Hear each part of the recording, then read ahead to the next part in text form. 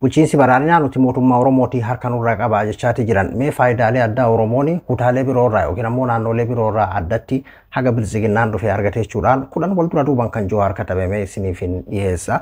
Akkasuma waan amman tana sooshaal miidiyaa irratti deemaatiin jiru faarsee bulaa, arrabsee bulaa fi hafarsee bulaa waan amman tana gartee hedduu sooshaal miidiyaa kanarratti oowweetti jira. Ajandaa kanarratti akka waan arrabsoo gartee garee lamaa qofaallee ta'eetiin yeroo dhiyaatu ni mul'ata jechuudha. Asirratti yaadii dhuunfaa kiyyaatiin qaba. Abduu Mobaala Birraahii Bagar deebiidhaan gara chaanala kiyyaa dhuftan isiniin jira. Waa'ee afarsee bulaa, arrabsee bulaa, faarsee bulaa, waa'ee arrabsee bulaa fi faarsee bulaa. Arrabsee bulaa kana kan fayyadamu warroota gartee mootummaa deeggaru kan gartee faarsee bulaa waan jedhamu kana hin fudhannetu arrabsee bulaa jedheeti waama namoota keessattuu Jowaar sirriidha jedhee yookiin dhimma uummataa dubbataa jira yookiin Jowaariin ni deeggara dhugaa dubbate waan ta'eef jedhanii namoota Jowaariin jajjabeessan arrabsee bulaa jedhaniiti waamu jechuudha. Dhugaadha arrabsoon ni jira. Irra guddaa gartee barra ajandamman siyaasaa Itoophiyaa kunuyyuu keessattuu gartee kan Oromoo kuni yoo arrabsoo makate malee mi'aawu. An akka nama tokkootti arrabsootti amanu garuu ammoo arrabsoon kuni ni mul'ata. Arrabsoon garuu kallattii hundaanuu numa jira. Sun akkuma jirutti ta'eeti mee waa'ee arrabsee bulaa, faarsee bulaa, hafarsee bulaadha. Akkaataa itti gartee arrabsee bulaa isaan jedhan kuni warra Jowaar deeggaru jennee jirra. Faarsee bulaan ammoo warra kallattii mootummaa goree biyya san keessatti badhaadhina malee, jijjiirama malee, misooma malee, guddina malee, mootummaa Oromoo malee wanni addaa tokkolleen hin jiru. Hatta yoo namni tokko du'e jedhamee himameeyyuu waa'ee reeffaa jedhameeti ni balfama yeroo hedduu warra kanaan jechuudha. Maaliif waan fokkattuu qofa keessaa dubbatama jedhamee jechuudha. Karaa biraatiin warra gartee mootummaadhaan ramadamee beekamee amma faarsee bulaa jedhamu kana qofaa miti. Namootuma gartee bakka nama mootummaa deeggaran faayidaa alatti akkanumatti ilaalchuma mootummaa kana jaalatanii namoonni deeggaranillee hedduutu jira beekama saayiboota keenyarraallee ni agarra lafarrattillee jechuudha. Namoota kanarraallee hedduu kana agartu fakkeenyaaf warra mootummaa kana deeggarurraa akkuma namoonni gartee bilchinaa yookiin waa'ee gaaromina sammeenyallee himan akkuma jirutti ta'ee waan fedhellee yoo ta'e mootummaa Oromooti. Waan jiruudha kan isaan gartee qabataniitiin deeman. Waan fedhes yoo ta'e mootummaa Oromooti. Wayyaanee akkamitti gartee wayyaanetti fiigama yeroo hedduu yookiin ammoo nafxanyaatti fiigama. Waa'ee gaarominaa fi hammeenya mootummaa kanaa caalaa yeroo ati waa'ee fakkeenyaaf mootummaa kanaa mee akkamii maaliidhaan jijjiiramni gartee fakkeenyaaf amma mootummaan kun uummanni keenya argate maalii yoo ati jette waan fedhellee yoo ta'e wayyaanee waan fedhellee yoo ta'e faannoo jedhama jechuun gara sitti fiigama gaaromina mootummaa kanaa caalachuu kiyya. Akkasuma immoo namoonni ganaa gartee mootummaa kun fuula duratti waa hojjetuuf deema namoonni jedhanii dhiyeessan jira waan fedhellee yoo ta'e mootummaa Oromooti afaan Oromoo dubbataa warri jaanillee hin jiru. Irra guddaa karaa misoomaas dhufte ammoo kiroo dariidha kan isaan himan jechuudha irra guddatti.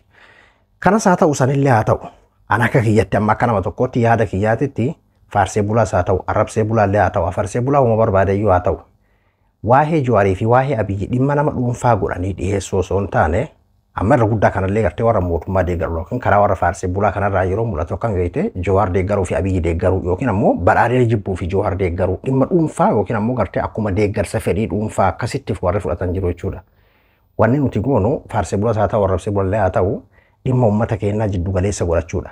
Wanni amma Jawaar dubbataa jiru karaa ittiin gartee mootummaan kun sirrii miti jedhee Jawaar amman tana qeeqa garaagaraa dhiyeessaa jiru kuni rakkoo uummataati moo rakkoo uummataatii miti kan jedhamu osoo ilaalamee bareedanatti fakkaata. Yoo dhuguma gartee fakkeenyaa fi badhaadhinni jiraatee uummanni kun jijjiirama argatee akka jedhamu kana dhibbarraa dhibbayyuu miti harkuma soddom xiqqoo mala dhibbarraa harkuma soddom jijjiirama yoo argate anamma akka nama dhuunfaa tokkootitti halkanii guyyaa mootummaa kanan faarsa. Anammas tokko fakkeenyaaf namoota mootummaa kana deeggaran saayiboota kiyyarraallee kan hin arge maalinni warra firri isaanii hedduun mootummaa kana keessa hojjetan kaabinee ta'anii warri akkasii sunis mootummaa kana ni deeggaran sababa yoo siif himuu baatanillee jechuudha. Oromoodha baqa waan fedhallee waan namni tokko beeke waan tokko deeggaruudhaafis lakki sirrii miti jedhee mormuudhaafillee sababa qabaatuu qaba. Garuu yoo dhugumatti jireenya hawaasa keenyaa uummata keenyaa lafarratti osoo guddaa miti amma namuma kuma tokko kan baadiyyaa keessa jiraatu uummata keenya lafarratti kuma tokko jireenyi kee akkami wanni jedhamu kanarraa akkami jedhamee osoo carraan gaafachuudhaa fi dhugaa kana baruudhaa jiraate maaltu taa'ama jettee yaaddamee ammati. Faarsee bulaas ta'e arrabsee bulaallee ta'e afarsee bulaallee ta'e mootummaas jaaladhu Jawaaris jaaladhu akka jedhamu kana waa'ee jaalala dhuunfaallee godhamee fakkeenyaaf jechuu hiyyaa beeke. Hawaasa jiddu galeessa godhannee yoo deemne gaarii torba keessaa dhiisanii hamtuu sadi keessaa fuudhuun baanu beeke.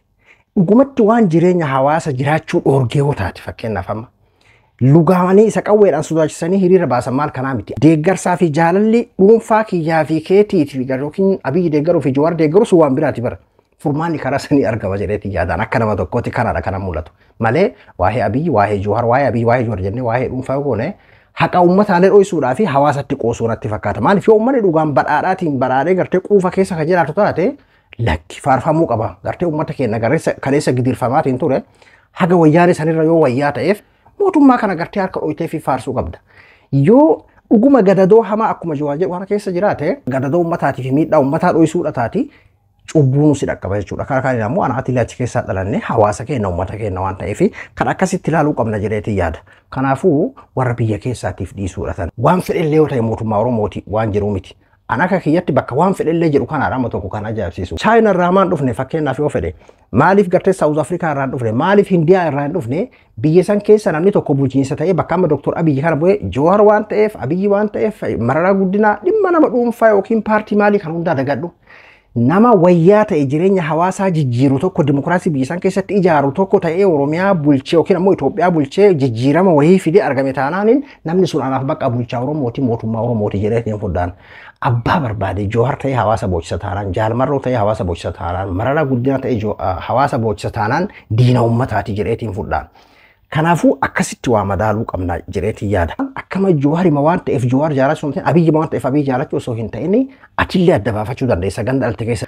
Tola yemeer waa kanaan wal fakkaatu jechuudha. Faayidaa addaa gartee uummanni mootummaa kanarraa argate uummanni Oromoo waan addatti kutaalee biroo irraa baraadinne nuti mootummaa Oromooti harka nurra qabaa jechuudhaan gaafatan jechuudhaan wal duraa duubaan kan inni tarreesse miidhaalee hawaasa keessa jiru kan naannoo biroo keessa hin jirre balaan uummataa waliin balachuu jedhamaami.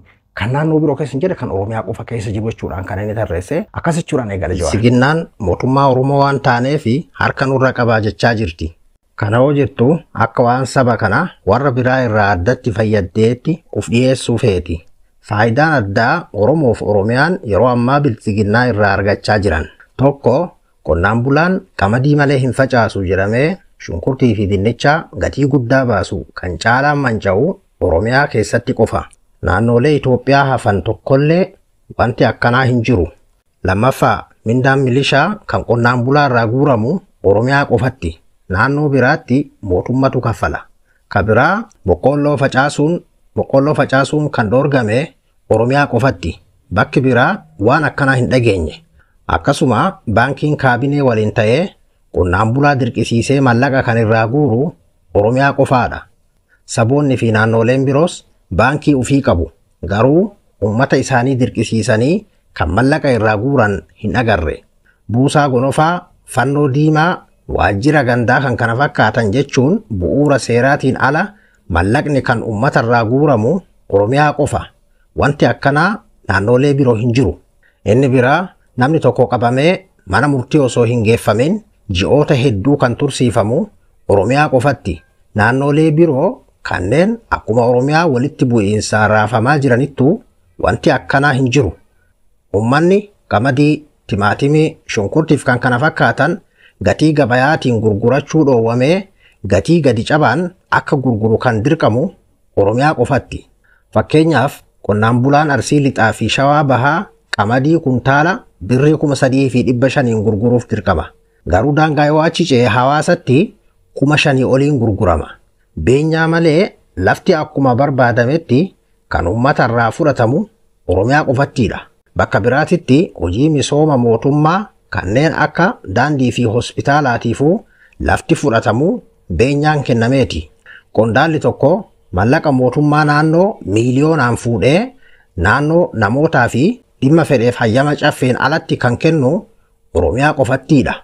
Daa'imman umrii 14 fi 15 osoo mana barnootaa galtuu karatti qabamtee osoo haati gangalattee boochuu raayyaa ittisa biyyaaf kan dirqamaan kennamtu Oromiyaa qofatti. Akkasuma manneen hidhaa, buufata poolisii, kaambii waraanaa, kuusaa midhaanii kan 1,000 caalan keessatti hidhamaan siyaasaa 100,000 caalu kan murtii malee kuufamee jiru kan jala akka fedhanitti baasanii ajjeesan Oromiyaa qofa. Dargaggeessi harka duwwaa qabamee haadha abbaa duratti kan rashanamu, reeffi harreetti fe'amee gabaa kan geeffamu Oromiyaa qofa.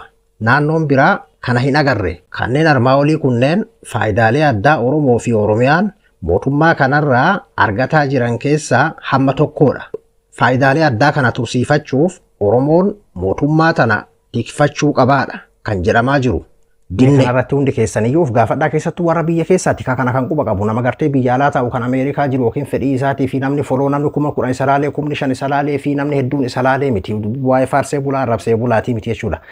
Jireenya hawaasa keenyaa irratti akkami wantoota gartee amma wal dura duubaan lakkaa'ame kanarratti uummanni keenya haga tokko qabban argatee jira moo dhuguma itti dukkanaa'ee haala akkanaa kana keessa jira. Jireenyi hawaasaa hagamta akka fooyyedha moo wanni Jawaar jedhe kun maqa balleessidha. Mee waan isiniif fakkaate namoonni biyya keessa jirtan keessattuu komanti jala kaa'aa ana bira abduu moobaala biraa hanga qophii biraatii walitti deebinutti nagaan naa tura.